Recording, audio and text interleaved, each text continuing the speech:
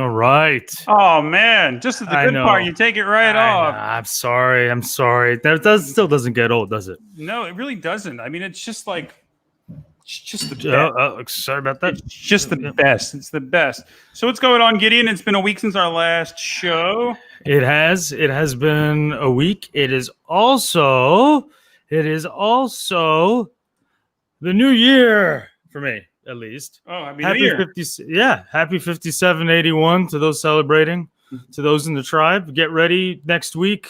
I was going to tell you, I don't know, next week our show falls on Yom Kippur. Might have to do something about that. We'll figure that out. And it also falls the day before my 21st birthday. Oh, wow. What drink should I get you for your first time ever drinking?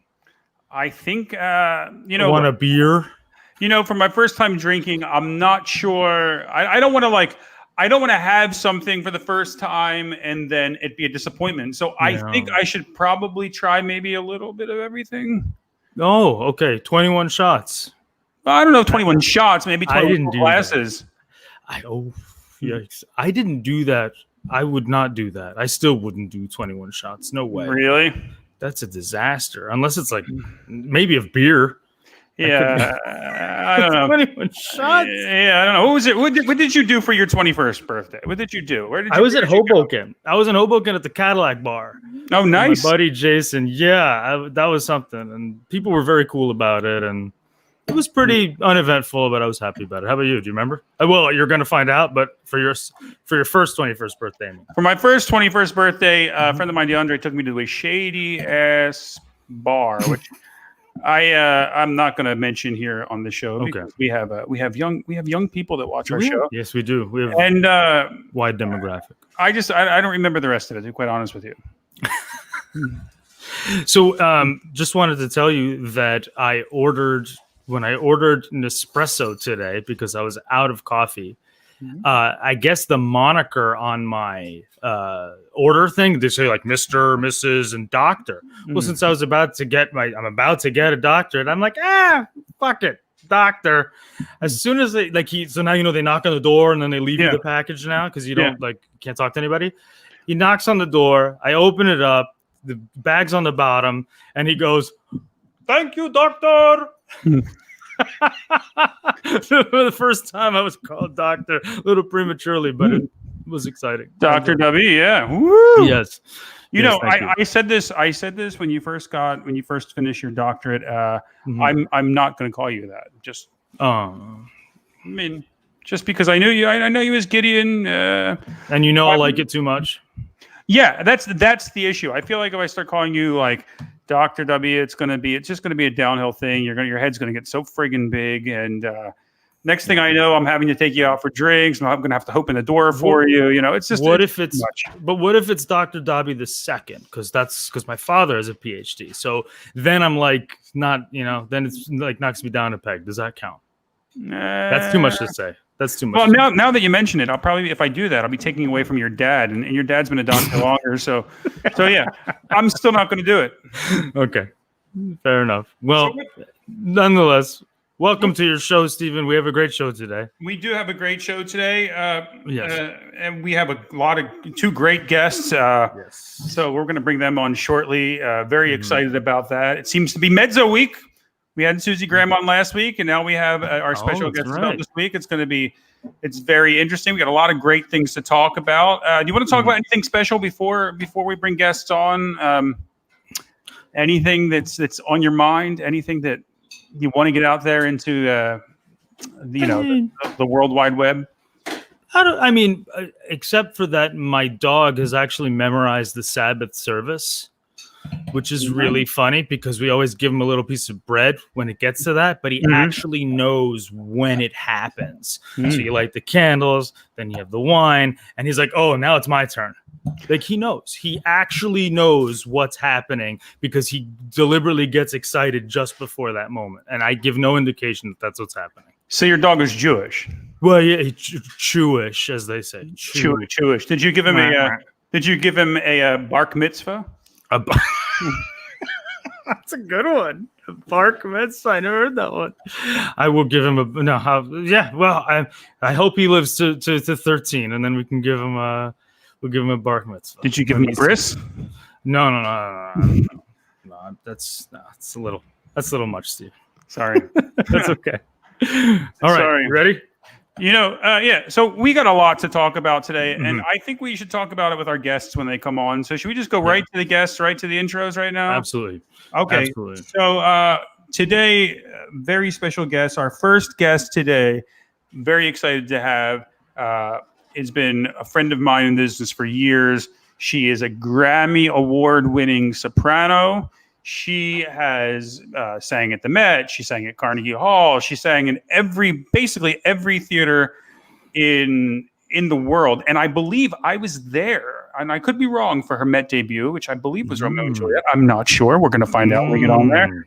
Okay. She has albums out. So, while we're here talking with her, if you want to go on iTunes and don't stream it, go on there and buy the album.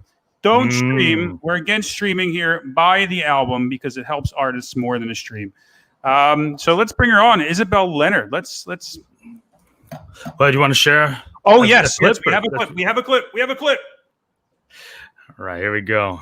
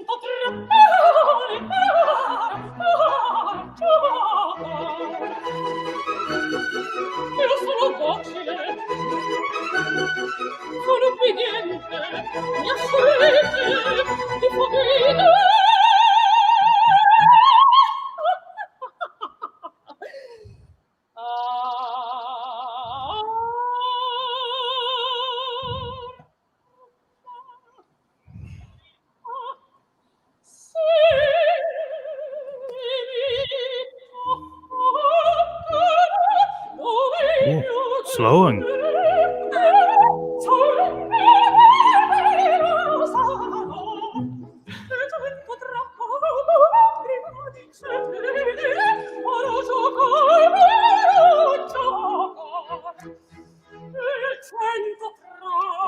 I feel like we should stop it. I want to keep going. I know, me too. Yeah, we'll keep going. And Isabel's reaction that everyone can see is great.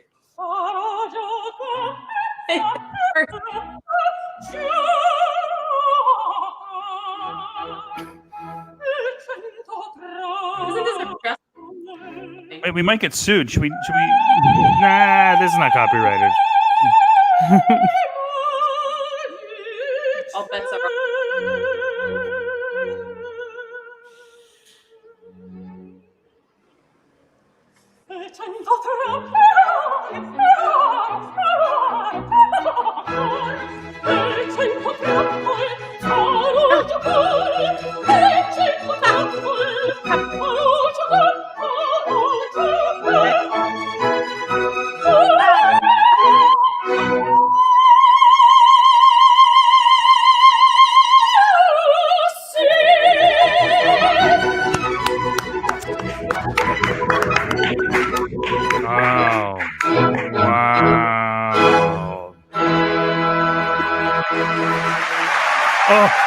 And you have the crowd too. Can you do a beast? Can you do a beast? You're here. Do it. Yeah. There you go. She's at a piano. Isabel, how are you? Welcome to our show. And you are also on the Upper West Side, if I'm right. Is that correct? It's true. Oh, It's true. Ah, Kathy. Isabel, that was great. That's the one thing I've always loved about your singing. You make it so effortless. It's slightly annoying. Not. Oh my God, I appreciate that. It doesn't always feel effortless, but I'm glad I'm faking it and making everybody believe otherwise. So, Isabel, we have a lot of questions for you today. First of all, how are you? How are you dealing with this craziness? I mean, I think like everybody else, one day at a time, right? Some days are good, some days are bad. the news keeps on piling in there. More and more news comes out every day. It's really fun. Yeah, it's great. Yeah, honestly, like as time goes on, as much as I think that we're still in for bad news, I think that it's been really interesting seeing just how much churning up of almost every industry this period is doing, right? And what's happening within all of that, and I think there's a lot of good that come out of it, if that can come out of it if we take the reins. So yeah, I think that's one thing that like we've learned as artists, and I'm sure you can attest to this, and Gideon as well. I feel like we've never felt more in control of our careers than we feel now. meaning that it is ironic, meaning that like usually you wait, you can be proactive somewhat, asking your manager to call so and so or call this company, ask about this, but now it's kind of like we're in the driver's seat in a way. Do we wait for companies to close to take other jobs? Do we try to plan our career from here on out? And it's going to change the business, of course. We know that. But it's been really educational in a lot of ways. Obviously, as you know, and as artists know from all the conversations that are happening on Facebook and everything, that there is a, even though we're not together, really even less than we were before, right? Because of course the nature of the soloist life is very nomadic, but now that we're together even less than we were, we're actually more unified than I think we've ever been as a group of soloists. And as well as all artists in general, soloists I say because I'm talking to you guys right now, but as artists in general, I think we're also very, very unified from all of these experiences that we're having, and we have time to put our energy, like our mental energy, into what we have been experiencing for however long we've been in this career, and therefore our mental energy and what we'd like to perhaps change about it or alter or have an effect on, and that's been really interesting. Obviously we've all been chatting for the last 7 months or 6 months. Absolutely. Isabel, am I wrong to say your debut at the Met was Romeo and Juliet? Yeah. Yes, it was. And I was there. I saw that. You were there. You sang an explosive high C at the end of that aria. It was fantastic. And that was really like your moment. Everything after that, I believe, really turned around for you. I mean, it opened so many opportunities for you. You went on, because first of all, you sang the shit out of it. I mean, it's such a people call it a thankless part. It's Stefano. Right? Stefano, yeah. With it part, you could hide the whole way through, or you could do something with it. And I think if you're able to do something with it, why not? Absolutely. You know what? Ever since your debut in that role, I've done Romeo and Juliet many times, and I've heard the conductors in every production, whether it's United States or in Europe, telling the Stefano, if you really do it well, you can really open yourself up to many opportunities in a bigger career. Isabel Leonard did it when she was at the Met. I mean, I've heard that. I mean, I'm not lying.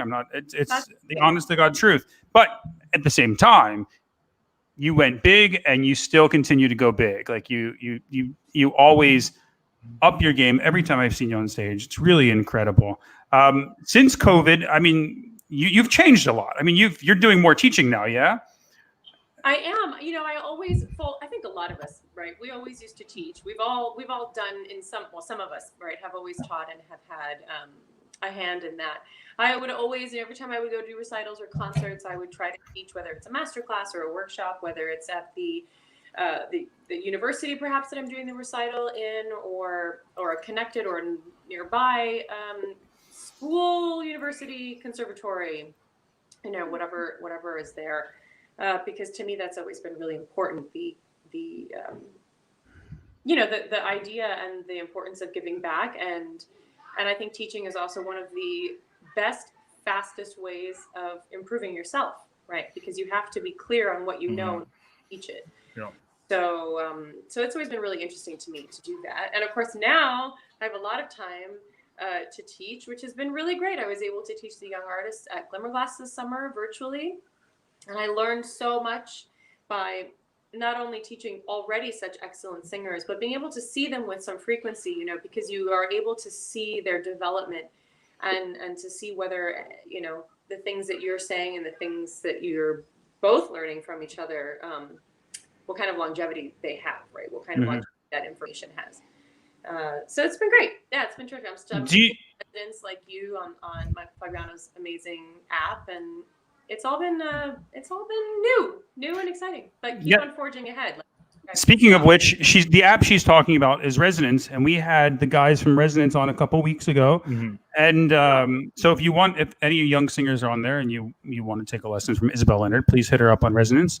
And Isabel, do you find now, because you're doing a lot of teaching, do you find when you're teaching people, even though you're in the middle of a career, do you discover things that maybe you now want to try out because working with someone maybe opened Pandora's box in your mind on technique and ideas and things like that? I think that what it's done actually has reinforced things that I know I need to do myself, and that I probably do to some extent, I hope, but it's reinforced it by the sheer act of repeating it to somebody else, right? As we know. Sure. Also positive reinforcement. You reinforce enough to somebody, something simple like, please make sure that N is buzzing. Please make sure the N, come on, just, right? You say it enough, your brain also listens. Your brain doesn't really differentiate when you speak, right? The brain doesn't differentiate whether you're speaking to somebody else or whether you're speaking to yourself. So what you say is so important, right? Because your brain takes it all in too. So if you're saying to somebody else, like, breathe correctly, breathe correctly, breathe correctly. When you open your mouth to sing, your brain's like, you were telling me to breathe correctly for the last 5 months. Okay, fine. Maybe I'll do it this time. Isabel, how many times when you've said something like that, did you think to yourself, oh, wow, I really don't do that enough, even though I'm telling this person to do it all the time? Oh, of course. I mean, like 3 times a lesson. I'm somewhere between 4 and 5 usually. Yeah, of course. There's so many times also where I'll say like, here, do this. I try really hard not to demonstrate in lessons. I think that. Why is that? One, because it's generally embarrassing, but two, to who? to myself, because I'm like, I don't want to say do it like this, and then it's like, so it's really much easier to say, here's the concept, here's what you're looking for, here's what it should and should not feel like, and then also to allow singers, I think, to find their own voice, right? So they're not trying to emulate or imitate you as a singer. They're really trying to look for their own voice and find their own identity in it. But then, of course, from time to time, sometimes it is sort of a direct path to say it's really more like this. And sometimes with illustration, it's more of a reinforcement to the words you're using versus a do it like me. It's not do it like me. It's like, this is the difference. So I'll try to do both. I'll try to say, this is sort of what it sounds like when your tongue is doing this. And this is what it sounds like when your tongue is doing that. Wow. Shop talk. Also, how has it been, because you have a beautiful son, Teo, at home. How has it been, as a mother, trying to be a mother during this time? Because I'm sure he's not back in school yet, right? So he's probably doing online. Yeah. So how is it? He's not.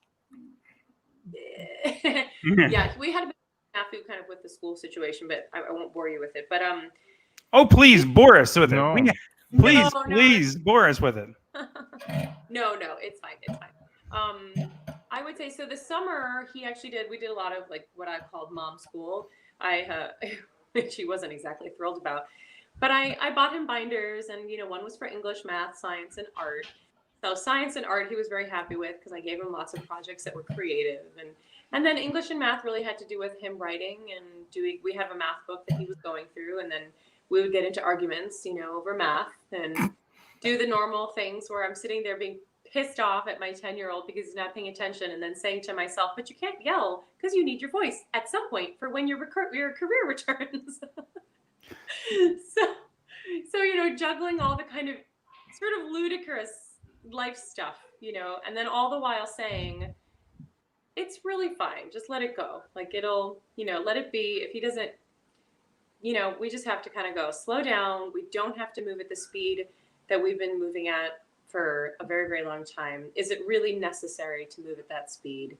So he's been okay. He's been playing, and right now he's actually on the phone with his cousin who's out in California, and they call each other a lot and play video games together. And I wanted to ask you because I work with young singers often, and a lot of times I'm not a woman, so I get a lot of questions from young female singers that are always talking about trying to plan their future, right? And you've been in this situation, so maybe if you don't mind me asking, maybe you can, because we do have some younger listeners that listen, and I don't know why, because we never have anything good to say. But the one question that they're always asking me is saying, if I have a child, is it going to ruin my career? Is it going to affect the trajectory of my career? And because it happens a lot in our business where people in the business will tell young women that maybe you should hold off on having a child. Maybe you shouldn't do that. You shouldn't do this. But you've done it. You're successful, and you're a mom.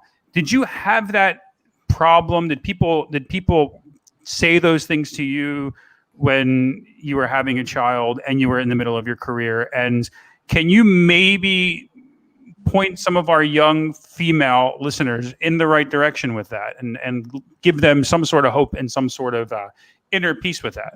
Sure. I think what's really interesting right now, and we're seeing this in a lot of different factions of life, right? The fact that we even have to have a conversation that enables women to be able to have a family and their job in and of itself is an issue, right?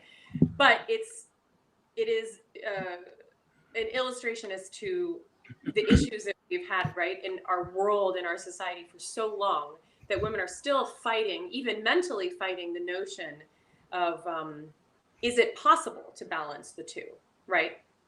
It is possible. Anything is possible as long as you're willing to work for it, I think, right? And that doesn't mean sacrifice, I think, so much as it means work for and make sure that you are clear about what you can and cannot do. You're clear not only with the people you work for or the people that work for you, but with yourself, right? I think the whole point is that I think we get tied up in knots when we stop listening to ourselves and we base all of our actions based on what we think the outside wants us to do, right? At some point or another, you have to say, my version of success is this. And that's going to change as you get older, as your career changes, as your priorities change. And if you can keep on asking yourself, like, what is my version of success, or what is it that I want my life to look like? Then you might not ever have to deal with, is this working, right? Does that make sense? It's sort of a tricky thing, So I know that there are a lot of women that are like, how do I have my family and my career? It's like, well, ideally, the part that the woman has to do is carry the baby for 9 months and give birth, and hopefully, if they want or whatever, breastfeed and do all the things that are the actual physical things that the woman has to do, right? That's just, we can't really get around that yet in science.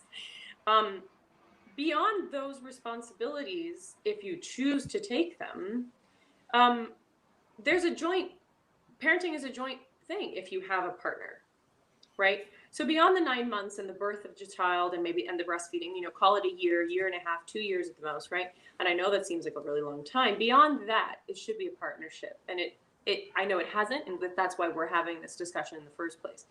So I think, having those conversations with not only your partner, but perhaps your family, and stating very clearly what you want as a person, female, male, or however you identify, as your life and your career, right? Being honest with yourself and those around you, setting the expectations for yourself and those around you. Men never had to ask that. They never had to say, can I have a family? Can I go back to work? They never said the words, right? And yet women are the ones sitting here going, can I do that? Yes, you can. You can. I've had people say, when's the right time? I said, whenever it's right for you.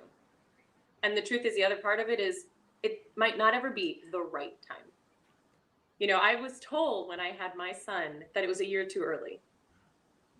That it was a year too early because of what my career was doing at the time, what I had to cancel in order to be at the late stages of my pregnancy, and then, what I had to cancel when I was giving birth and all these things.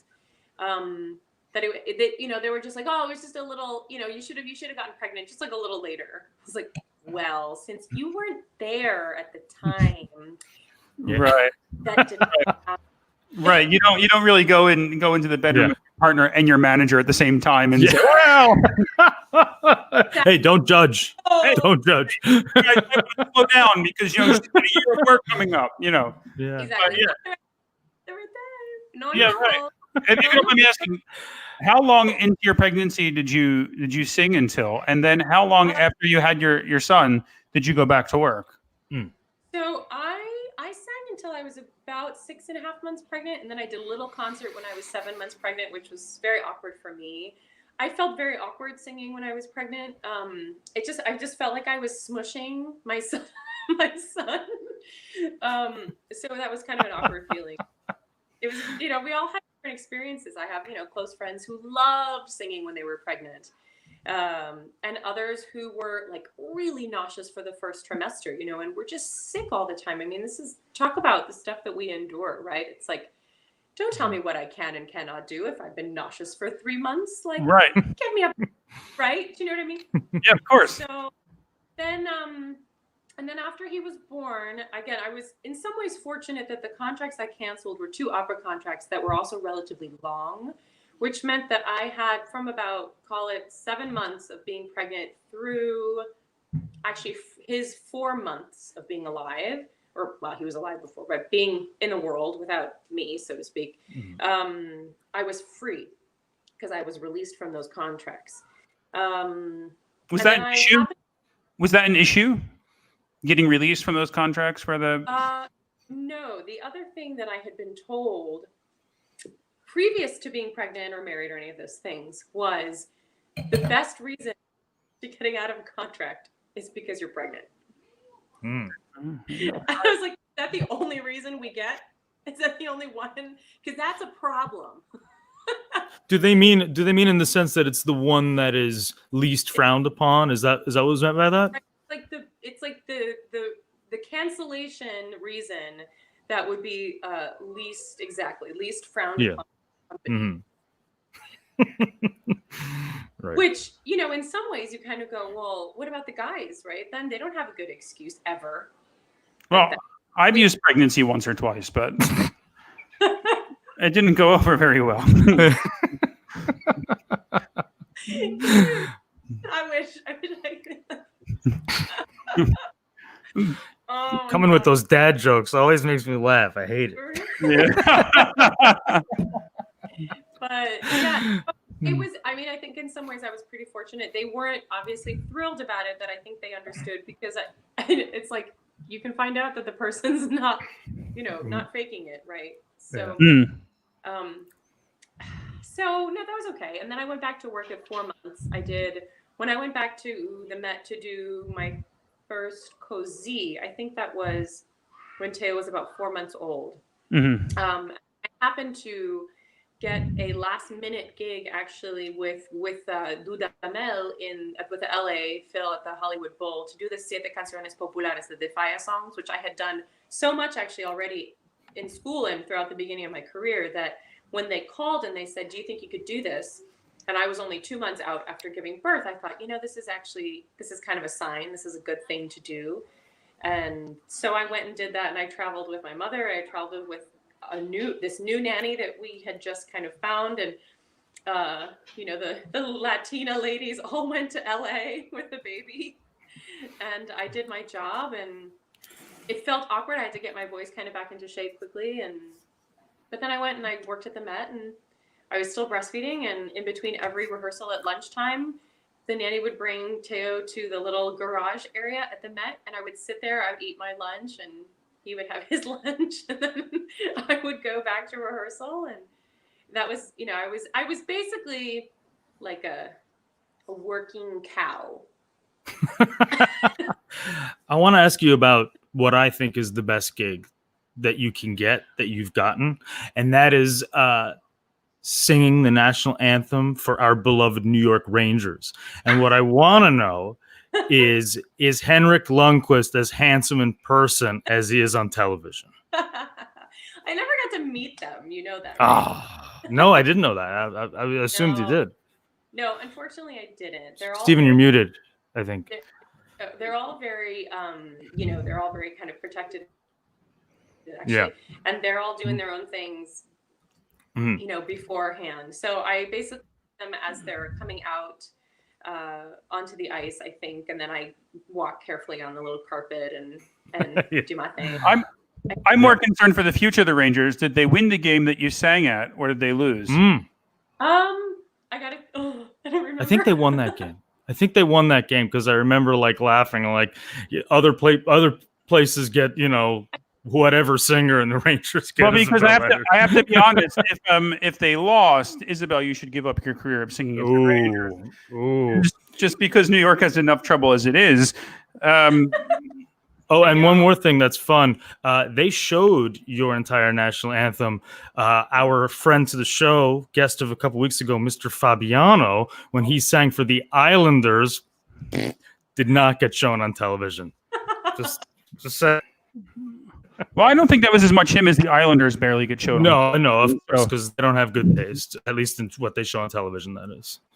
Isabel, what are your hopes of the future of going forward from now? Once COVID is over, what do you hope will happen in our industry,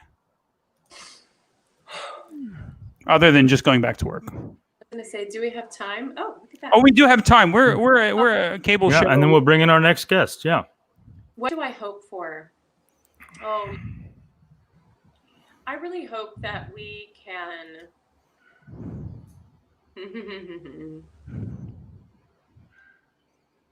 There have been a lot of efforts being made by opera companies, I think all over the world, to bring opera to a much larger audience, right? This is something we hear so often, right? And there are companies, I think, that are doing some really new and innovative things and very creative things to engage more young people, just people in general. But I think that there's still more to be done. And I think collectively, the business, I wish that there was a more, maybe a more unified way that the companies in the business itself can put themselves forward in the world of the performing arts, right? Because for now, we still operate in a very small part of the performing arts industry, right? We're sort of like this offshoot almost. And I think that can change, but I think it also has to do with how we value our players, just like you would in a sports team, right? Sports team values their players because their players are the ones that are on the field. Their players are the ones that get hurt, and the players are the ones that bring the fans to the seats. And I think that that's the same in the performing arts world, right? We know this of the pop world, of course, and those that are in the front, it's like the front.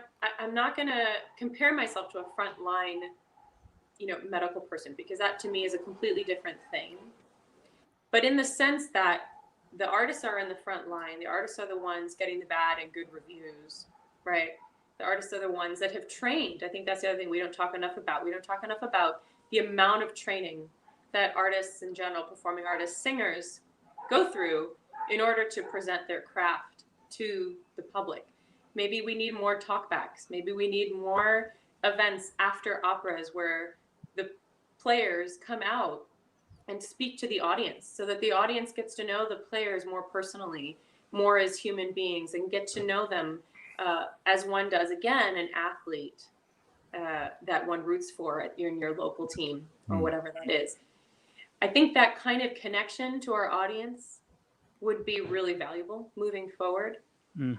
And I think that, again, uplifting, especially right now, our American singers, and I nothing to say against our European friends, because God knows, right, that's not what this is, but just because of what's going on in this country, I think to uplift all of our American colleagues and our American singers of all colors, that we can really make an impact, I think, with this idea of value.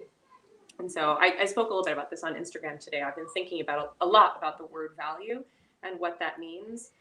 And I've been thinking a lot about how I think artists in our career, particularly in opera, and maybe because of the nature of opera, the nature of this idea of perfection that needs to be achieved on the opera stage in order for it to be excellent, has in some ways perhaps stifled or strangled a little bit really free expression of the artists that are on the stage. Because what tends to happen is, with a lot of fear, right, comes a lot of holding back instead of that exuberance that I think the audience wants, right? And we know they want, because when we hear one of our wonderful colleagues sing out there and they're really giving it all, and they are just heart on the sleeve, open, vulnerable, that's when everybody on an animal level connects with that person on stage. But that can I think only be cultivated if we really truly value everything that person on stage is bringing in that moment, even if they're having an off day. Like, an athlete is injured, I'm sure some people say, well, maybe they were doing something wrong, but mostly they say, oh, I really hope they get better. They're so good. I can't wait to see their, oh my God, you guys, I can't do sports talk, but like their hook shot or whatever the hell they're doing. You know what I mean? They're like, I can't wait to see them do this again, or I can't wait to see them run again. They're like the best, blah, blah, blah. They're going to get better. I wish them to get better. The team they work on, or whoever they are supporting that person in their healing process, in all the aspects of their healing process. But when a singer starts singing and they're having an off night, everybody's like, what's wrong with the singer? Oh, their voice is going down the drain. Oh, their career is over. Oh, something is happening, blah, blah, blah. They don't sit there and say in a review, they might have had an off night, but you've got to come back and see this show. Come back 3-4 times and see this show, because I can guarantee you that person on stage is going to knock your socks off. Right? I think that's value, right? That is saying, invest in this person and in these people, because they will bring value to your life. Right. And I think that's really a direction I'd like to see the whole business go in. Yeah, I agree with you. Yeah, I think it's in. Sorry, Stephen, go. Good. I think. Look, I think when we come back, people, I really do encourage when people feel safe, and I don't think America is going to reopen until people do feel safe, and I do hope that when we do reopen, that people do come back, because it's no longer just seeing artists on stage. It's now people that have been out of careers and their livelihoods have been turned upside down are now coming back. And I do think when we do come back, we'll find that a lot of artists are going to be taking more chances, because they've sacrificed so much. And sometimes it takes a great sacrifice to make great art. And I do think that when we do come back, the next few years are going to be really interesting, because I think there's going to be a lot of great performances by people that have been dying to get it out. And before we go to Stephen White, our guest, Isabel, you have a show also on the Dallas Opera Network, right? When does that air? Well, so I did a few episodes with them a little while back when they first started their network.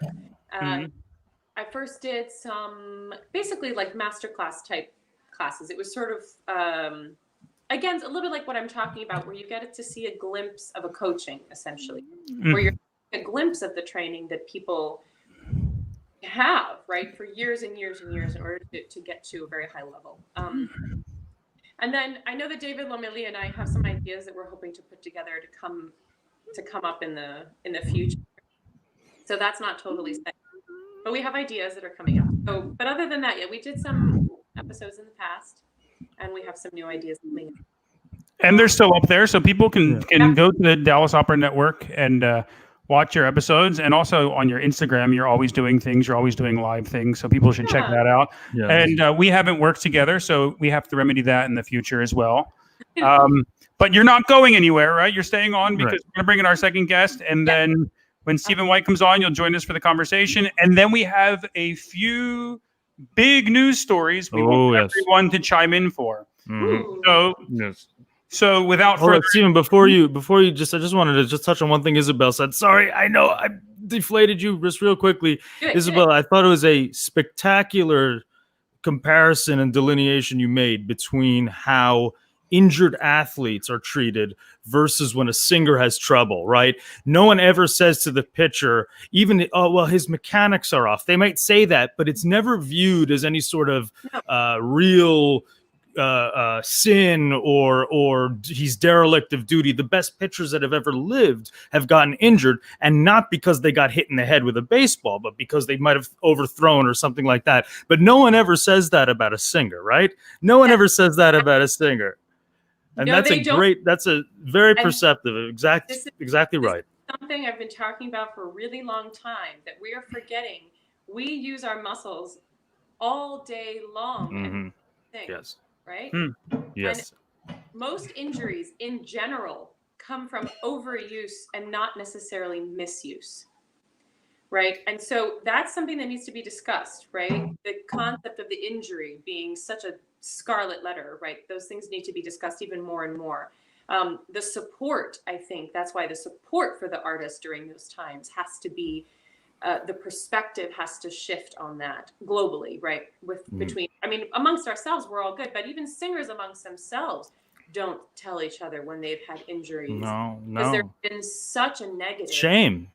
Such a shame and such a negative connotation behind it and such a concern of gossip and things like that, that we even amongst ourselves cannot receive support from our colleagues, which is insanity. Yeah, and that just has to flat stop. Absolutely. Yeah, I guarantee you that all of us at the top at some point or another have had an injury that no one has talked about. Yeah, we need to eliminate the term "you're only as good as your last performance," and we need to eliminate that coming up.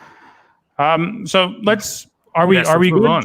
Yes, we're good. Bring on our next guest is a world-renowned conductor. He is the artistic director of Opera Roanoke, and I've worked with him many times in the business in Lucia and Romeo and Juliet. He's a good friend of mine. He is also the husband of Elizabeth Futrell, who I'm sure needs no introduction on the show, as our viewers know her. We're very thankful for him to come on, and we have a clip before we bring on Stephen White. I guess this is a Bar Seville day.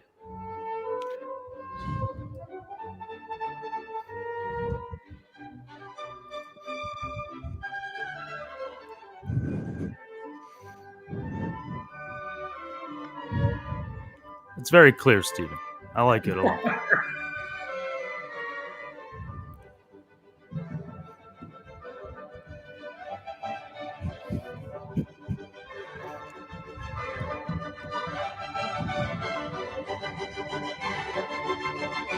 Heavy metal.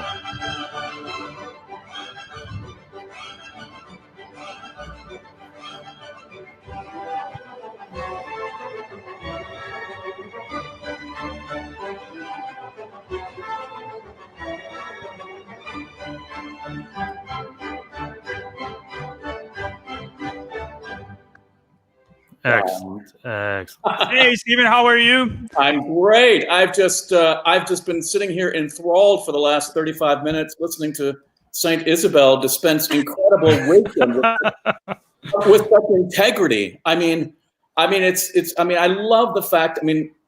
That you have thought through so many things, and it's the way you sing, it's the way you go about your business. I was there for that cozy at the Met. I was assisting, I think, Bill Christie on that, and I remember the dignity with which you handled all of those things, and so just listening to you comment on so many things here has been refreshing and encouraging. Thanks. Well, that's very nice. Thank you. Really. I have to say, I've been a big fan of Stephen White for such a long time. He's a really great conductor, great to work with, great to make music with. I would almost say not only are you a conductor, but you're almost a music scholar. The way that you really, the history and knowledge you have about not only every piece you conduct and every piece you work on, but the history of composers. And you have a show also on the Fletcher Artists Network, correct? Fletcher Artist Management Entertainment, which just happens to be Fame. Fame, yes. Correct. Hey, but you don't dance on it. No. That's a show in itself. All the people that came out of that high school is unbelievable. Yeah. So, Stephen, as a conductor, look, the three of us here, we're super spreaders. People are afraid. People are afraid to talk to us. People are afraid to acknowledge us because we are super spreaders. That's not by the way, but whatever. Anyway, go ahead. Yeah, it is bullshit. But anyway, yeah, it is bullshit. Stephen, as a conductor, you still have opportunity out there. Things are picking up for orchestras some places, and he's saying no.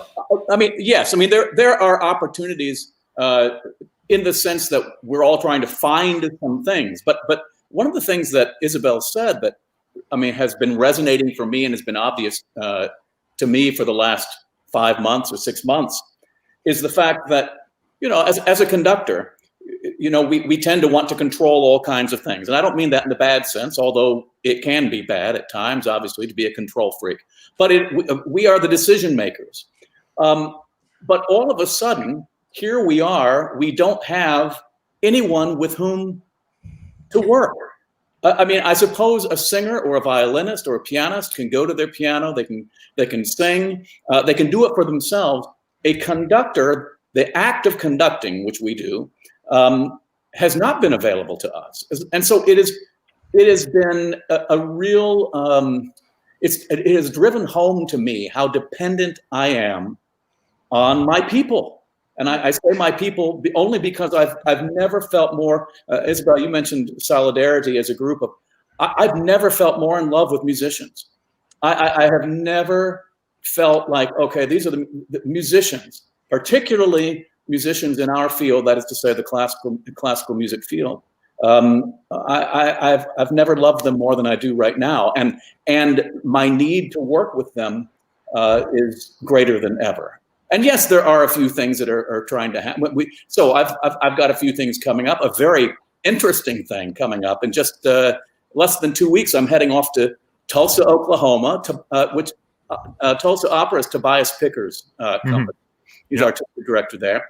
And we were scheduled to do Rigoletto, and so at first, that had to be canceled. But then he started to think outside the box, outside the theater, and into a baseball stadium.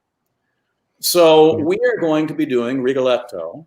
Jim Robinson is going to be directing. If anyone can make heads or tails out of the bass paths, for Rigoletto and Gilda, I have no idea.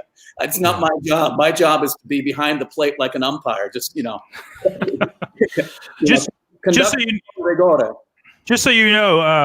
Stephen, if you get there and you find that your cast has disappeared, you have 3 out-of-work singers here that would just... Yeah. That's right. Marullo, Ciprano, probably Rigoletto too. Yeah. We can just jump in it. We would sing any part at this point. Yeah, I'm a great Spadafucile after I've had a couple glasses there you go. I've got the guy at Ginger Ale going on here. There you go. My we didn't do this week in alcohol. No. Do you have an entry, Stephen? Do you even know what you're drinking right now? I honestly don't know. I'm drinking red wine from my wife buys it. I got tired of drinking the hard stuff. I think my my liver's giving up. So yeah. Water, big woo. I noticed on Isabel's website that water is her favorite drink. Oh, is it on? Is it really? Is that really on there? Water is your favorite drink? That might be from 2013. No, we don't drink.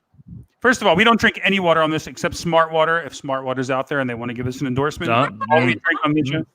Shh. Okay, then if they give us an endorsement, we're going to take it. Or something. Right. I'm still gunning for that Buffalo Trace endorsement. That's the one I really want. Stephen. I love Buffalo Trace. I've got a Buffalo Trace belt buckle. No, wow. That's the one I want.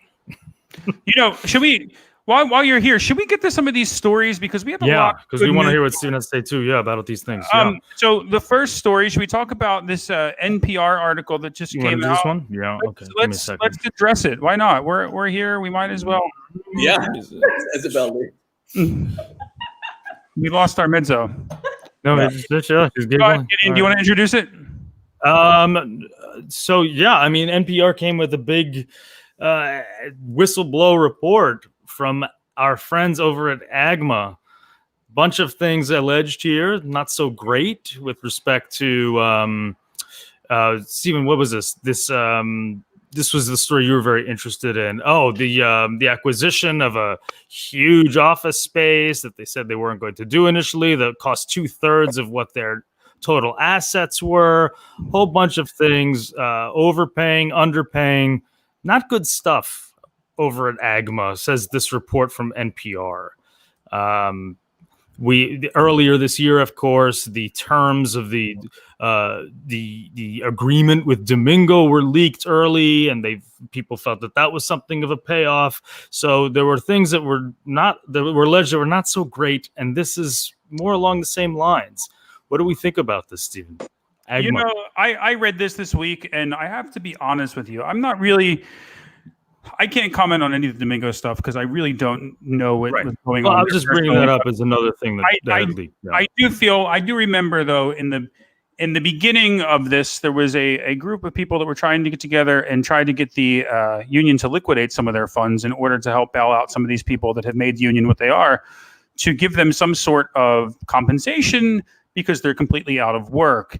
And I think this story kind of just hits home to a lot of the 7,000 members where, they don't have enough money to liquidate any kind of relief funds, but they do have $9 million that they're willing to spend on a building. Yeah, I know. $9 million, which they're willing to spend on a building. And to be quite honest with you, is it necessary? I don't know if it's necessary, especially when you're talking about corporate America working from home. Do we need to spend $9 million on a building when there's 7,000 musicians out of work at the moment that could really use some sort of help from their union? I don't know. Stephen, what do you think? How do you feel about this? Well, I have to say that I'm not an AGMA member. I don't have to be. But of course, I work with so many, and I keep up with everything because it's part of our business, and it makes sense to keep up with things. I don't know. Has AGMA have they had a chance yet? Have they publicly stated the pros of why they've made this decision to do these things? I mean, I know that it has been attacked for what seems like obvious reasons, but I don't know that AGMA has at least spoken publicly. I don't know, about that. I know that Ray's come under some fire, and he said some things he didn't want to say that he regretted and that he apologized for. I believe that Ray Menard's a man of integrity. I've worked with him at the Met, for 10 years. And just so people know, Ray Menard is, of course, the president of AGMA now. President of AGMA. So I can't imagine why he or anyone else would want that job. I mean, I just can't. Well, go ahead. Yeah. I'm sorry. It's funny you say that about Ray, because I know Ray, and Ray is a good guy. And to be quite honest with you, Ray only became AGMA president this past year. Yeah, and this seems to be from the article. This seems to be like something that they were doing even before Ray's term. Yeah, this is at least since November 2019. Yeah, and I do, at the very least. Yeah. I do believe in the article it did say, it would be a nice place for people to hang out also, but who really gives a fuck about that? Let's be honest. There's a million people out of work right now. Soloists in the union do not get health insurance. They don't get health benefits. They don't get any kind of help in that aspect from the union, but we do end up having to pay all of our money all the time. So I think it's just a kind of, I think in a time where the arts are down, it's just a real slap in the face to the 7,000 members that are part of the AGMA union. And I can completely understand that. To me, what's always disappointed me about the AGMA dynamic when it comes to their members is the enmity between choruses and soloists. At least that's what it seems like to me. I don't know if enmity is too strong a word, but the last several years, as I've paid attention to it, it has seemed to me that has been something that has been unfortunate. And I reckon, do you know what I'm talking about? I mean, I don't know what the answer is. Whether it would be, do soloists need a separate union? I mean that kind of thing. I mean, I'm not one of you guys. I'm just here. It's funny because it's funny because Stephen. I mean, if you look at your job and you look at our job, we do two different things, right? But essentially, when a house hires us, we're both the same thing. We're independent contractors hired by that house, correct? Right. And for instance, with your contracts, I mean, don't get me wrong. I'm not putting you on the spot or anything, but conductors' contracts are considered guest artists in all those houses and are not required to join the union, which is essentially what a soloist is, a guest artist in a house, because we don't make our home there. We're there for one production and we leave. So I've never understood the difference between a guest artist and what we are considered. And maybe we have a viewer out there that knows about union laws and contract laws that might want to chime in on this at some point. But there's a whole, it seems to me like that's just the bottom layer that and in the future, I think a lot more layers are going to unfold. And Isabel, do you have anything? Yeah, I was going to actually kind of, to your point, I was just going to ask the question, which was essentially, why do we think that soloists are not contracted and treated the same way that guest conductors are when we essentially function and almost offer the same types of service? Because if we're talking about value and service, right, that's where I think the conversation has to, especially if we move into a place where we start really talking about negotiating changes, we have to start talking about what our value is in the company, what our service is to the company, what the company's responsibility is then to us, and then how we move forward from there. And I think that's really important to create these very, very clean distinctions between all the parties involved, all the players. Again, right? Unlike the sports team, we are not all part of one team that travels together and works together 365 days of the year. We are independent contractors. And we know, as we've been told by AGMA, they cannot legally represent us because we are independent contractors, yet we are in some ways forced to be a part of the union and pay them 2% of our income. And it's confusing, I think. And I think a lot of times young artists, myself included when I started, had no idea that the Isabel 15 years later would even understand this. It hadn't been brought to my attention at the time. Nobody was talking about it at the time. And I, at the moment, as a very non-business savvy or young singer, had no idea that this color even existed, right? So I think that that's kind of one of these big things that's coming out of this time period. There's something else I was thinking about, but maybe it'll come back to me. I can't remember now what it was. But this whole subject has been fascinating, right? And I think, I remember now what you were talking about, the chorus kind of soloist relationship. Right. What I actually wanted to say about that was that I think, at least me, maybe this is me personally, because I like to get along with people. I think we have great relationships with the choruses that we know. I love the Met chorus. I love the choristers and every production that I've worked with. So I don't think that the issue is necessarily between the groups. Right. I think what has happened is there has been other voices that have come in and have influenced perhaps the groups to think that they may not be receiving something if the other group receives something. And therefore, in negotiation within the union that is supposed to represent all parties, it gets really muddied up, right? And so like in our government, right, you say, well, we're going to give this group a little bit more, and the other party thinks, well, that means you're taking something from me. And that's not the case, but it has to be explained clearly. But if it's not explained clearly, then there will be that sense of like butting heads within groups, right? Which doesn't need to happen. So I agree. Yeah, I just to maybe before to be finishing, go on to another story. I just find it hard to believe that a union that we've paid so much money into is now spending $9 million of that money on a building when half of the people they represent are losing their homes. So that is a big issue that I think someone needs to remedy, and I think that someone needs to speak out about and explain to why that is happening. It would be nice. I think as a paying member of the union that we assume is going to protect us, that such a large decision like that would have been something that we would have been privy to much, much, much earlier on. You know, even if we don't have control over the decision-making process for something like that, but to just know about it rather than knowing about it now is what is, it's, when you know how they always say the truth is really simple. It is simple. Right. And the truth is simple. It's easy to explain. It comes out real clear. And it's usually quite short. The truth is simple unless they don't want you to know what the truth is. Well, and I think so, and I don't blame anybody because I don't envy people in positions that are complicated. But I will say whenever I start to feel like I don't understand what's going on, that's when I start to feel uncomfortable. Yeah. And then I start saying to something, I feel like I'm missing something. And that's when I'll start asking questions like, what am I missing here? Because if it's simple and truthful and clear, simple, truthful, and clear. Yeah.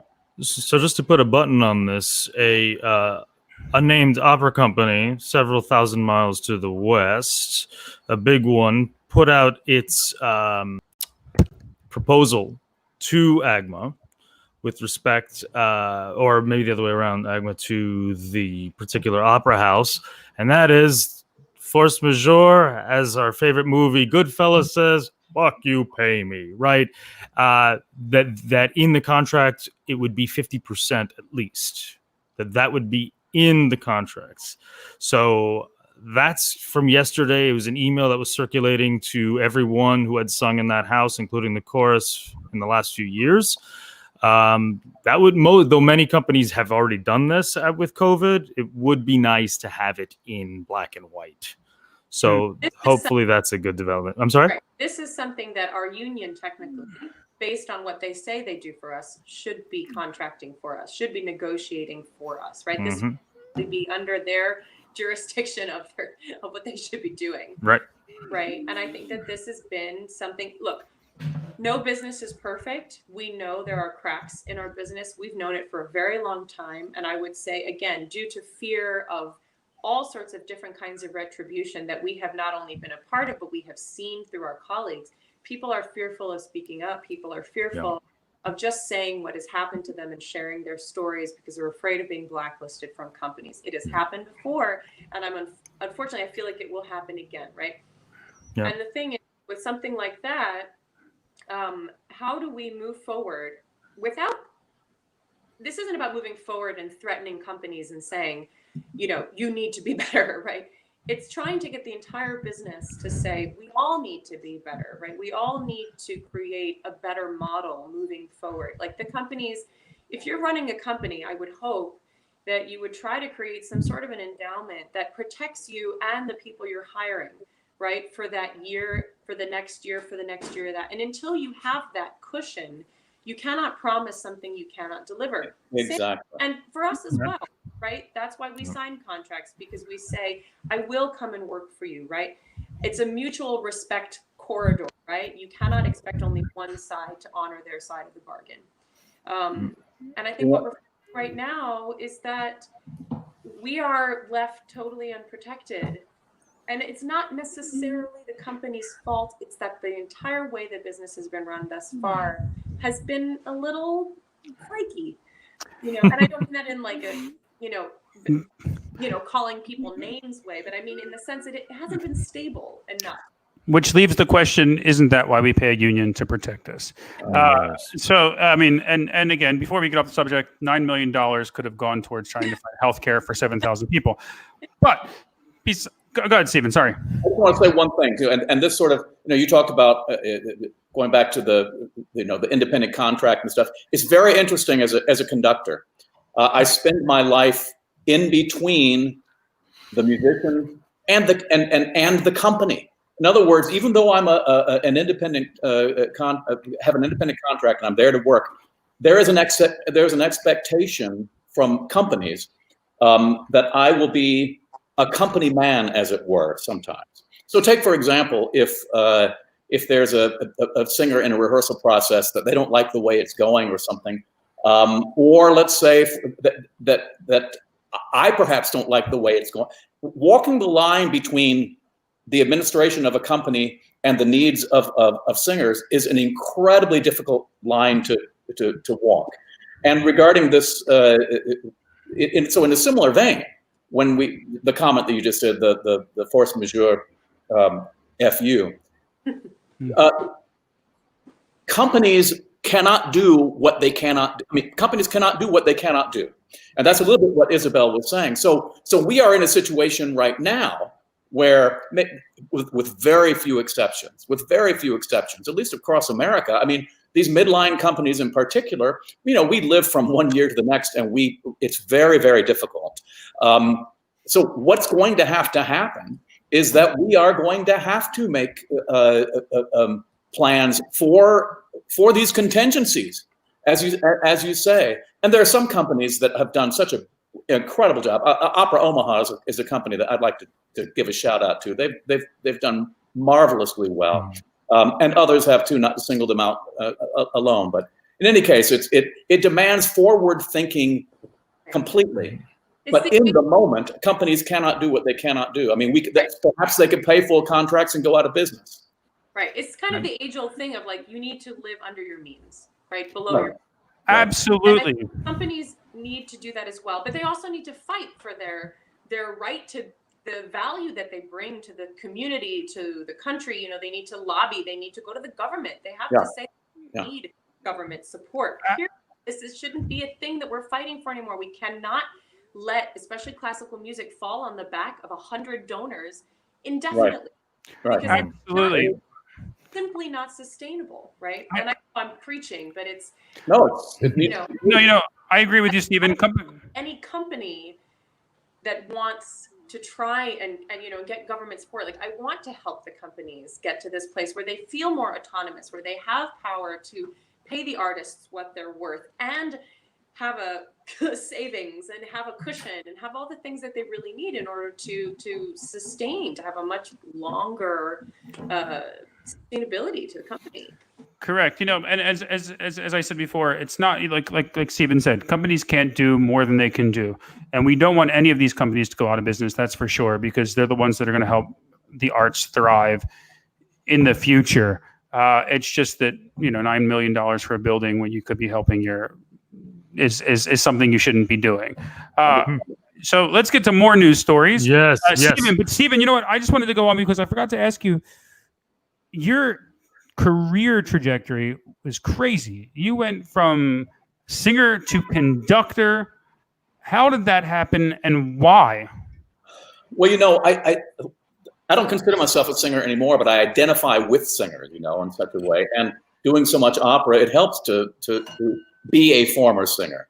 I really got from a professional in the industry, kind of kickstart when I became chorus master of the Florida Grand Opera, way back when they were Greater Miami Opera. No one here even remembers Greater Miami Opera. That's how long ago it was, but they became Florida Grand Opera. And then I had to go on. I had to conduct Trovatore, and I got some experience, and one thing led to another. But Stephen, I've got to tell you that you are, I think, as responsible as anyone else for my getting involved with the Met.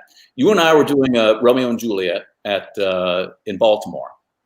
And I was wrong when you asked me earlier, was that the last thing we did? No, we did Lucia in Montreal more recently than that. That was it. Lucia in Montreal. But anyway, we did Romeo and Juliet together in Baltimore.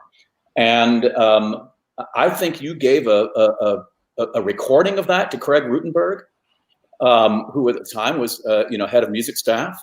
That's my understanding.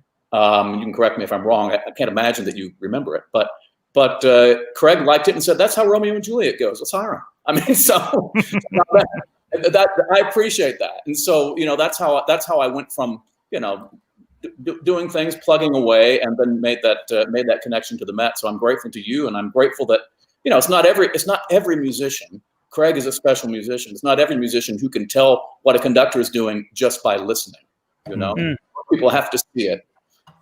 Well, see, I do remember speaking to Craig about you. However, that doesn't mean shit. You have to have the goods to do it, and you do. So, anything you've gotten is on your own. Trust me. Everyone in this business, look, you can get recommendations from people left and right in this business, but you have to show up and be able to do it. And that's the thing. Everybody gets one opportunity, right? You get one opportunity, and it's what you do with that opportunity that determines the rest of your career. And so, and look, we're all on this thing. Everyone has been able to capitalize on their one opportunity, and that's great. And it's like I said, if we can have more people in the business like everyone here, we're going to be a better business. Let's do some more news. Yes, let's do some more news. We can stay in music just for a little bit, just to say get well to our dear friend Anna Netrebko. We want to be sure that she's doing all right now. She says she's doing better. Stephen, I believe you spoke with her. She got COVID. She was in the hospital a little bit, but she's doing better now. Is this correct? I did. She's doing better. She's recovering. Anna, I have to tell you, Anna is one of the strongest performers and people I've ever known in my entire life. I remember doing a Romeo and Juliet with her in Salzburg, and she showed up one day, had bronchitis, and knocked it out of the ballpark. So, Anna Netrebko is the Chuck Norris of the opera world, So she really is. She's an insane performer. She's an insane human being. And, she's one of these performers that, like, when you're doing a show with her, it's not, is she going to do well? It's how high is she going to set the level? And I remember, and I can tell anybody that ever works on the stage with Anna Netrebko, if you're not ready, she will eat you alive. True. She was the Juliet. Oh, she was. I remember that entire cast. Well, most of the cast. It was Roberto Alagna, correct? Isabel Leonard, Anna Netrebko. It was an incredible show. I remember in one of the performances, I believe the Tybalt, who was Mark. Yes. He got cut. I remember watching one of the performances in the fight scene. He got cut. I knew he was hurt because you could see it, but he finished the scene, and after that, he went off the stage into the hospital. Oh man. Yeah, I think he dislocated his shoulder or something. There was something that had happened in a fight scene. Correct. The next time he came to the show, and they had fixed something. They figured out a way of sorry, you can't see me, but like fixing his arm like in his costume, and so he had to do the fight scene just with one arm. Oh, unbelievable. I mean, come on, like you have an injured athlete. They're like, sorry, can't play the game today. Right. Except unless you're Michael Jordan. Yeah. Have we heard how Ildar is doing? He's fine. Also, he's recovering. He's going to be back on track, and I wouldn't be surprised if you see them in a couple weeks back on stage. Isabel, I've got a great picture, Isabel, of you and Ildar and Nadine and Caitlin Lynch backstage from that most recent Figaro that was the most recent. It was January 2018 is when I was on that, and I caught you all because Caitlin was singing that night, and so I got a great picture. I'll send it to you. Oh, please do. That we had so much fun. Stephen, do you want to stay on music, or do you want to branch out a little bit? Let's branch out. Let's branch out a little bit. Okay, give me 1 second here then. You guys have time, right? You guys aren't going anywhere, are you? As long as my internet connection holds up, Yeah, no, it's fine. So, of course, the big story, the biggest story of the week, of course, was the passing of Justice Ruth Bader Ginsburg, American hero, female hero, Jewish hero, first Jewish woman on the Supreme Court as well. And one of the really nice, so many wonderful statements. I think the statement of the current justices that I liked the most was from Neil Gorsuch, who said, "We are blessed by the happy memories that will remain, like traveling with Ruth to London, where to her delight, an uninformed guide kept calling her Ruthie, or all of the opera she tried so valiantly to teach me." So even she was trying to convert the entire bench to our art form. We're grateful for her service. Isabel, what do you think? I've been so sad about it. I made a little video today for another organization in which I've been on a big value kick, right? But in which I said in the particular video that, we all honor and value her so much. So not even just us artists, of course, only simply because she had such love for what we do, but because of all the things that she fought for, right? And the more I thought about it, I think the reason we love her, I think, so much and respect her so much is because her dedication to respecting humans and to respecting what she thought was right and to valuing what she thought was right was so, again, the truth was clear, so clear. So whether or not you agree with all of her policies, fine, right? Because you can see a human who is clear in their intention and values what they believe in and therefore they fight for only that which they value. And in the process of all of that, in the meantime, she also would go to the opera, and she went to the opera because that was her respite from all of the heavy work she had to do, because she valued going to the theater and allowing the music to wash over her and to give her a moment of rest. And I think we unknowingly, like, we didn't know perhaps in those moments how much actual value she had for what we were giving her at the time, because all we could think of is how honored we were to sing for her and how honored we were to be in her presence. And it occurred to me, of course, now just how valued we were as well for her. And again, it's that two-way street, right? We helped her unknowingly, probably, and she helped us as well, I think, to recognize our own value in this. And this is this big kind of thing that I'm talking about a lot today. And so anytime I look at the pictures, I start crying. But at the same time, I'm also very strengthened, I think, by everything that she's done. And I'm trying very hard to lead with absolutely no fear from here on out, because I think that's what she did. Wow. What do you think, Maestro? I don't think I could add anything more beautiful than what Isabel has said. I mean, it is absolutely incredible, the extent of her love and support of our art form. I mean, if there are 100 pictures of her with opera singers, there are 1,000, on Facebook. I mean, and, the fact that she would bring so much joy to, our friends. It's so funny. I'll say, "Oh, there's my friend so and so with the chief with the Justice Ginsburg," and I mean, she was with all of us. I never got to meet her. Elizabeth. Anytime you sing in Washington, there's a chance you're going to meet somebody that's coming there. I don't think Elizabeth actually spent much time with her. She did with a couple of others. But I don't think in the history of our country we've ever had someone so, a public figure of such consequence, who has been so unabashedly a fan of classical music, and I mean, to the extent that she would dress up as Krakenthorpe and do, and I mean, others would look at that and say, "Oh, that's sophomoric. That's childish." Are you kidding me? It is sheer joy. It might be childlike, but that's what makes it profound. Yeah. And that to me is beyond endearing. It's just precious.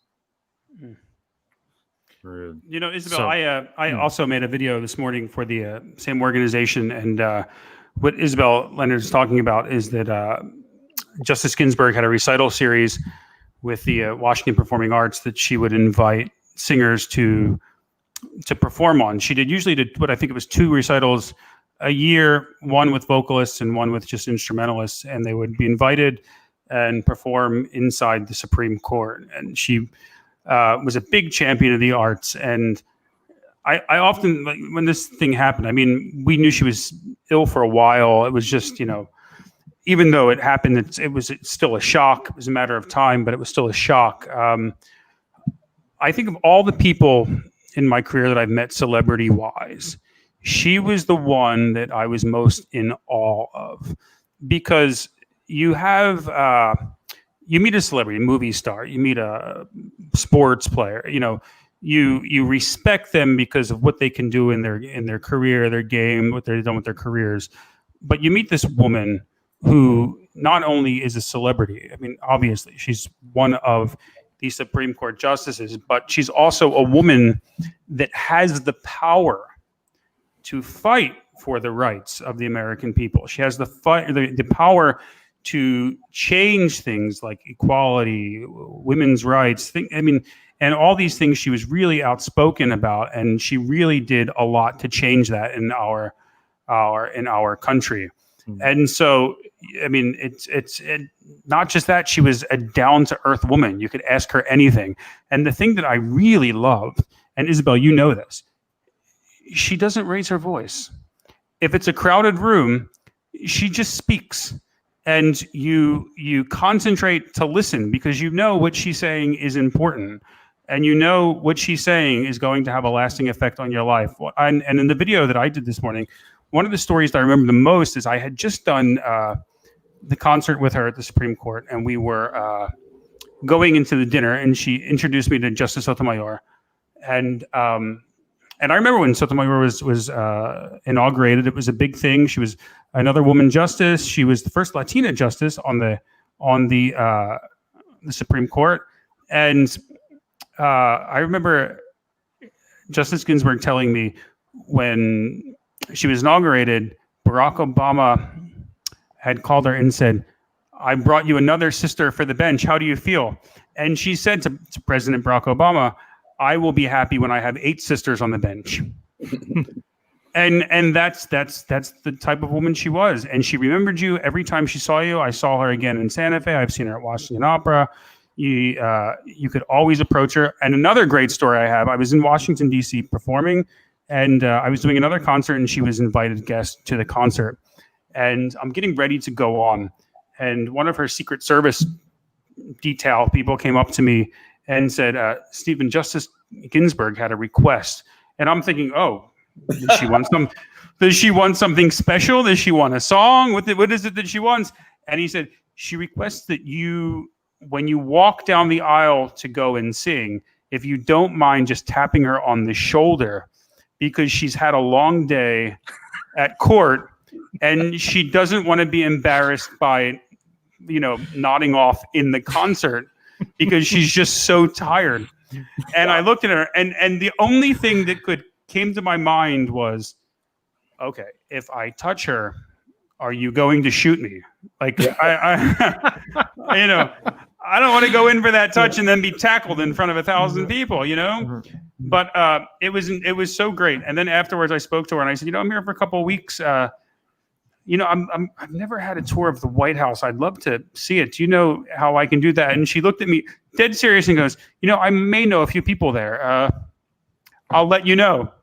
And she did. She came through. I mean, I didn't do it because it was after I had left. But I mean, it just didn't faze her. It's like, I may know a few people. Yeah.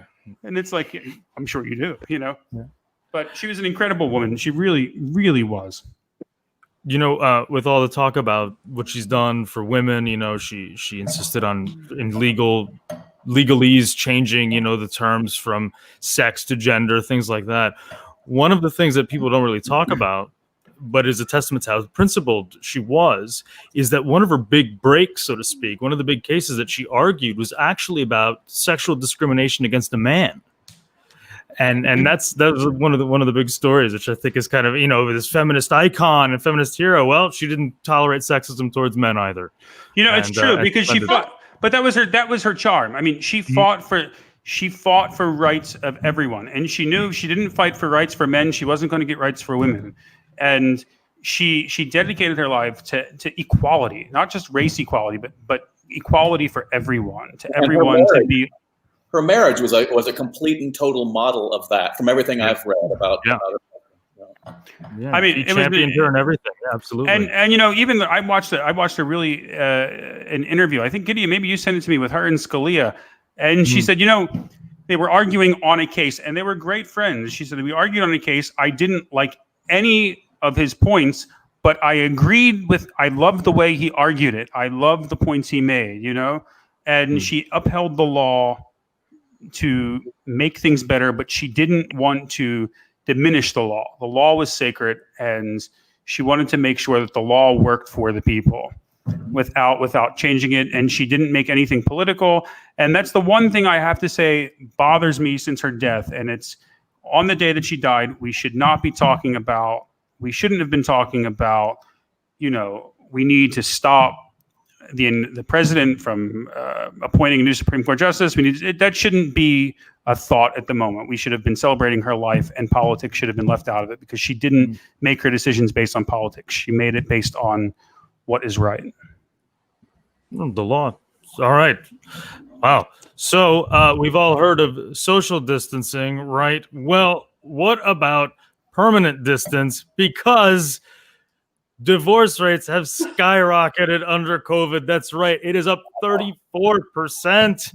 I think I'm looking at a few stable marriages, which is wonderful. However, apparently up 34%. The best way to have a stable marriage is not to be married and to be single. Oh, forgive me. My mistake. Wonderful. So, Stephen, No. I think, look, what's this? I am with my my soulmate. So, we are happy. We've been happy since COVID, and I don't know. Is anyone surprised? I don't agree. Is anyone surprised that it is? I'm really not surprised. There's a lot of fucked up people in the world. Come on now. I mean, I also have something you guys are posting the New York Post. You might as well be posting like toilet. Well, I mean, it's sourced. If you want to get scholarly on me, I'm happy to give you the source here. I mean, come on, Isabel. We're like the TMZ of classical music. Leave us alone. Yeah, come on. I'd like to go on record. I'd like to go on record and say that Elizabeth and I, this summer, we were together for 6 months. That is the longest in our 23 just about years of marriage that we have that we've ever been together. And we loved it. I mean, we loved it. I mean, Elizabeth has had to go back to Baltimore because she's teaching at Peabody, and our internet is so terrible here. She needs to have proximity, even though they're still doing everything online there. But she needed to be there, and I'm doing my stuff. But 6 months together, the longest we've ever been together. I tell people we've been married for 22 years. We've been together for about 7, and that's about accurate. You know what I'm talking about. But we were happy to find, getting into certain routines helps. So, for example, we decided every Sunday we were going to have blueberry pancakes, and that became a tradition. And Elizabeth taught me how to make them. And so I make my own blueberry pancakes when she's gone. And it's just, it's a beautiful thing. Those kinds of small little things help. It's funny you said that because during COVID, I've decided that every other day I'm going to have McDonald's. And my wife taught me how to say no. Nice. Good. That's funny. Pancakes, because we do the same thing. We do a lot of like Saturday pancakes or Sunday pancakes, depending on what's going on. So this is the source material, by the way, Isabel. Since I got called out on my sourcing, I decided that I'm used to it from my school. So, you better source that. I'm curious though. I'm curious to know, like, if they do another poll about COVID, skyrocketing divorce rates, how many of those divorces are because of political beliefs? I'm curious. Oh, I hope none. Oh, horrible. Though, I kid you about the whole thing, but it doesn't surprise me either. Right. Because all of a sudden 2 people, who maybe never spent that much time together. I mean, we're also talking, maybe people were already on the verge of it, right? And now they're stuck together, and it's like, well, we're just reinforcing that it doesn't work. Especially in cities like New York, where the average square footage of an apartment is like 1,000 square feet. And you have families living together where it's just like it's all the time. You're on top of each other, and under terrible circumstances where there's so much anxiety. So you not only live on top of each other, but you don't have a job. You don't know whether you're ever going to have a job. All of the anxiety, and that's the thing that without getting political, that's the thing to me that has most bothered me about the way our government. Okay, I'm not even going to go. This is not a severe statement that I'm going to make, but it is the mixed messages that we get at all times. Just today, they changed back from what the change was on Friday. CDC, right? How does that not discourage and deflate an honest citizenry who is trying to survive this? I mean, that is the unforgivable sin to me. Well, how the whole thing with social media too is that social media moved like wildfire, faster than anybody could really kind of create the right way of handling it. And I think this is just a testament also to the nature, I think, of humans for constantly wanting immediate feedback for everything, rather than instilling culturally this sense that when you read something, you need to stop and think first before you respond, right? When you see a post, you need to stop and think first before you respond. Like when somebody writes to me or I post whatever I post, and then somebody shoots an answer to me in a private message that's like, how could you say this, blah, blah, blah, or whatever. I say, first of all, we don't know each other, one. And two, why are you just venting essentially at me when you can vent to yourself and then come and talk to me? It's funny you say that. Yeah, because before like even COVID, before that, I was planning on getting off of my Facebook, my Facebook personal page, just because I just know I find myself consumed. It's like going through YouTube. You go down this like rabbit hole of like thing. You're scrolling, and I had a couple unwanted remarks also, and so I was going to get off it. I announced it on there. I was like, oh, I'm going to leave. Please, if you want to follow what I'm doing, go to my fan page, blah, blah, blah, blah, blah, blah. And I had people message me that I didn't know, telling me how I'm ruining my career by getting off of Facebook. Yeah, I could have told you that, Stephen. I could have told you that. That's clearly. Yeah. I was like, I'm so sorry. I didn't know that. I should consult with my team. Let me get it together. It's like, so I'm getting off Facebook next week. What's going to do? Let's get damage control out there. I don't. But I think that's it. That's part of the. It's like when we were talking about AGMA and we were talking about, is there like a headbutting between soloists and choristers and things like that? I don't think there is actually fundamentally, but I think that the information that is parties is false information, or it breeds a sense of whatever it is, right? But instead of people saying, I'm reading an article, I need to look at the source of the article, I need to read the article in full, not just the title. And then I need to read another article about it from another source. And once I've read maybe 3 articles from 3 different sources, then can you only find probably one point that might be the same between those 3 articles. And then you start to see how the perspective of the way something is written affects people's minds more than the facts themselves. And people won't slow down in order to find the facts on their own. And I think that's a big problem. Correct. It's a conspiracy. I have my conspiracy helmet on, and that's going to inform our next story. Before we go, people get facts off of Facebook that are based on opinions. That's all it is. Oh, that's just your opinion, Stephen. That's just your opinion. That's not true. There are definitely facts. I've read some facts just today. Look, I've read 15 posts today that say I'm right. So absolutely. So last week we talked about people from Northwestern who were partying in a dorm, got kicked out of school, and didn't get a refund. Well, how about this story where it was, way to go, pop-up, where it was a remote learner. That's right. An online-only student was at a party abiding by the state regulation or city regulation of 50 people. It was a rooftop party. Well, he was suspended indefinitely, and he's lost his scholarship because he was attending a party, and he's a remote learner. Gross. Special circumstance, maybe. Maybe. But this is I need to hear the whole story. I need to hear about it. I'm like Isabel. I would need to read. I'll send you the story. You can read it. Sources. I need both sides of the story. That's right. Then we call it duty. Yeah, but also, like, how many of the people that were at that party were online students versus in-person students? Were they all masked at the party? Because I know there was a rooftop. Probably not. Well, but still, he's a remote learner, so he's not going to get anybody else sick at school. And they kick him out. He lost his scholarship for that? No, I'm not defending either side of this. Oh, okay. I'm asking the hard questions, which is like, what if, even though he is a remote learner, that doesn't mean, I mean, I don't know, but does that mean he's not seeing a single person? It could be the other people, right? Well, could.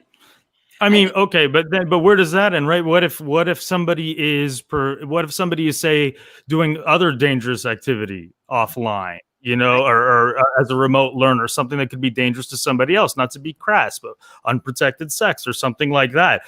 Should the university be like, oh, I don't know, it's dangerous. You're doing something on your own time. You're a remote learner. Are the professors going out? Yeah. What's that? Are the professors going out? Oh, that's a good question too. The professors going out. I think is that we still never know how to handle situation. We Mm, do not have it's a all clear as to handle these situations because there is no clear guidance from her. And yeah.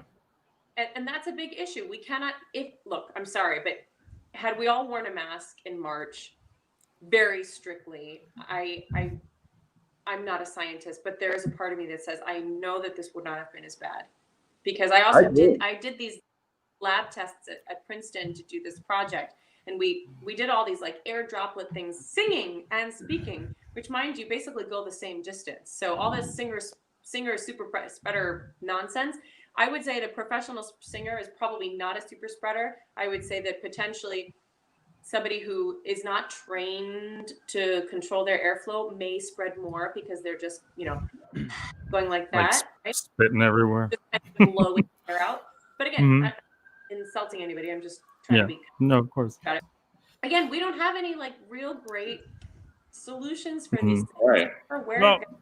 I am a scientist based off the my avid Facebook reading. So I concur about the Facebook. I concur about the face masks. However, what concerns me the most about that article was the $5 pop-up. You didn't buy it because I'm not sure our show can afford it, right? I mean, I don't know. I'm not a subscriber to that site. I just thought it was an interesting story. Okay, it's because I'm just telling you. Calling me out. All New York Times, Wall Street Journal, every other thing that I subscribe to. So we're only a weekly show with no paid viewers. So just keep in mind. Yes, of course. And we're going a little long. So should we do we have time for one or two more? You guys have time? My rehearsal begins in about 15 minutes. What's that, Isabel? We're gonna do some positive stories. We're gonna end on some positive stories now, and that is I never get tired of these stories, and that is Holocaust survivor after being on a ventilator for 81 days, he beat it, he wins, and he's home and he's recovering. I love these stories. Amen. Go USA. Yes. Bring a big flag. I think we. Amazing. What do you say, Stephen? Did you just say Holocaust survivor followed by Go USA? I mean, yeah, that was the joke. But he's American, so I can say Go USA. Okay. Yeah. I mean, it was meant to be sort of overly jingoistic and silly, but I do love, Well, Donald Trump just told some Jewish people that he loves their country. Yes, well, I love their country too. My country. Yes, I love all the countries. There's a part that wishes this country was still owned by France. Well, what's it called? Montreal too, right? Quebec, rather. The whole middle of the country. What am I looking for here? There was one other. Oh, and this one is so great. Oh, I love this one. And that is a boy with a cleft palate adopted a puppy with a cleft palate too, and they instantly loved each other. I love this. Are we all dog people? I know Steven and I are dog people. Are you two dog people as well? My son is a dog, so yes. Your son is a dog? He should come over and play with our new puppy. I know, we have to. That's a good idea. Okay, we'll organize it. Yeah, we got a new puppy, Coco Chanel. She made her debut on the show a couple times. I didn't name her personally, but no relation to Stravinsky, I take it. No, but before we sign off, last week we had Susan Graham. We asked her what she was doing during COVID, and she took up a brand new hobby of accordion playing. Can either of you match that? Oh, no. I've taken up trail running. I've taken up trail running. It's helped me, get in shape, and because normal running was just taking a wear and tear on my back and on my joints, and I love hiking. I mean, I always was a hiker. I decided, why don't I just run while I'm hiking? And it is just, it's sort of changed my life. It really has. And when I say running, I'm talking barely moving. But but I'm trail running, and I love it, and it has inspired me to. So I turn 58 next week. For my 60th birthday, I have made the determination that I'm going to do Mount Everest base camp, not run it, walk it. But do the hike to Mount Everest base camp, just because the whole Himalaya thing just really makes me, I've got to do it. So this summer for me, this COVID time for me has been all about trail running and trying to get in shape and sort of focusing on the physical aspects of my being. That's amazing. I love that. That's fantastic. I haven't picked up anything. You guys, I literally Mom, I cook, I try to sing, I teach, I have cleaned the house. I'm like housekeeper, cook, and blader, doing all the things. Isabel, we had this awesome guest on our show recently who is a mom, and she said that if you really focus and really try, that you could do whatever it is you want, that you can have a child and pursue all of your dreams, and she was inspiring, and I'll send you the clip. I'll send you. Stephen, I'm glad you said that about running, because every time my wife asks me to like join her in running outside or running at the gym, I always tell her, I'm like, my knees, my back, I can't do it. And and to this day, I didn't know if that was a good excuse, because I've never actually tried to run. So I'm glad that you say that is true, because now my excuse is actually I'm a 58-year-old man, so I have an excuse, but tell her to take you out on the trail. Hey, we've got so many trails there in New York. I'm going to be 58 one day, so it still works. Yeah. And I resent your ageism, by the way. I really resent it, but I'll let it go for now. No, Maestro, forgive me. No. Maestro and his ageism, talking trash about himself at 58. It is what it is. I'm 40. 40 is going to be it. This whole thing that your life is great at 25. Yeah, I have to be honest with you. At 25. Yeah. Wait, when is your birthday, Isabel? When is your birthday? February 18th. And you're turning 40 in February 18th? No. I just turned. I was like, I just turned 28. No, I just turned 38. I just knocked. You just turned 38? You're younger? I thought we were the same age. I'm turning 39 next week. I'm sorry, 21. No, I will forever be 25. I don't care. But not because I don't want to grow old, but just because I think it's sort of funny. Yeah. 40 is. Right. Oh yeah, exactly. 40 is the next 20. I totally agree, because although I have to say, because of COVID, 40 will be the next 20 in a lot of ways financially. Even though it's not that. Yeah. But at least I'm wiser, older and wiser, and maybe, a little ballsy. Well, excellent. Good for those pants. For the pants roll. All those years of playing, I tell you. Yeah, but come on, you look in your 20s. I mean, I on the other hand look like I'm hitting 50, but I'm not. But I keep cutting it shorter, because when they say when you cut it shorter, when you're losing it, you cut it shorter. It makes it look like you have more. Don't get me started. No. Nothing but baldness right here. Right? Well, look. First of all, do we have any story we have to hit? Yeah. Or end it there? No, I don't think so. The rest is just we can either save or do it another time. We're gone a little long today, but that's okay. It's been a great show. We did go a little long. I'm sorry we held you guys so long today. It's been wonderful. Oh, unless you want to do another story. If you guys have nothing to do and you want to do another story, we can. It's a good one. If it's a good one. What is it? Which one is it? We can do a thumbs up or thumbs down. I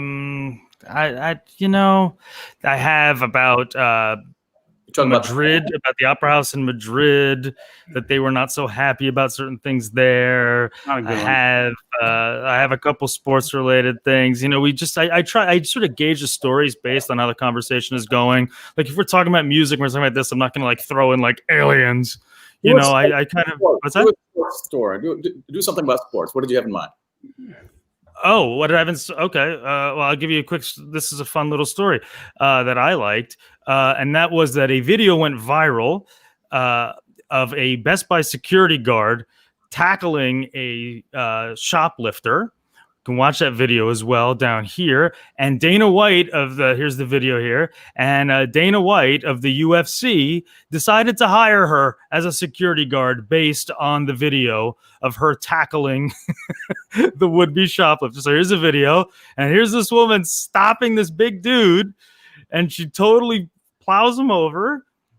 And now Dana White of the UFC, she's a member of his security staff. Yeah, I kind of love that story. That is a great story. Yeah, that was my sports-related story this week. Oh, and also that Major League Baseball will not let people do pile-ups because of COVID. So there was a no-hitter. The Cubs pitcher, I can't believe I forgot his name, pitched a no-hitter, and they weren't allowed to do a pile-up supposedly, but they did anyway. They didn't care.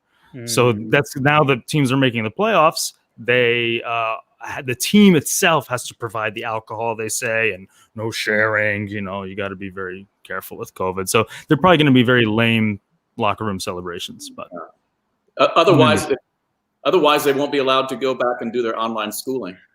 If, they don't.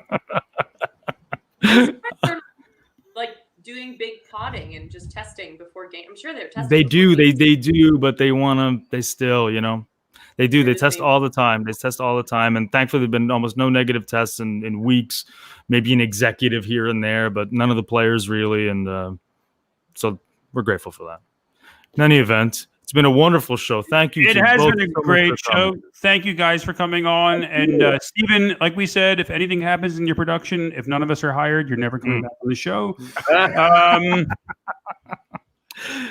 We hope you all stay well and healthy, and hope that, for all of us, that this is hopefully on the way out sooner than later, even though that doesn't seem to be that way. So next week we're back. Possibly. Dabi and Costello. Yeah, we have to be back. Why wouldn't we? Well, or maybe we'll change the time so I can eat, and then we'll go. We'll talk about maybe. It. Yeah, it's a mystery.